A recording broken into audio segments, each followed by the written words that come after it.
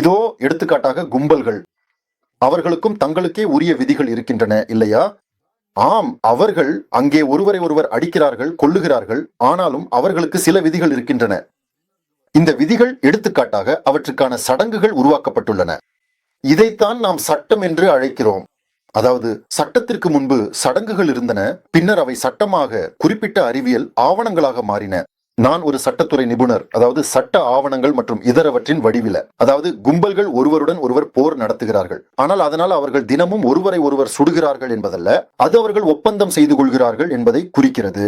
அவர்கள் ஒருவரை ஒருவர் சுட்டுவிட்டார்கள், பிறகு உட்கார்ந்து இழப்புகளை கணக்கிட்டு யார் என்ன செய்ய முடியும் என்பதை பார்த்து கும்பல் ஒப்பந்தம் செய்தது. இந்த தெருவின் பக்கம் நீ கொள்ளை அடிக்கலாம், வரி வசூலிக்கலாம். இந்த பக்கம் நான் கொள்ளை அடிக்கிறேன், வரி கடைகள் வசூலிக்கிறேன்.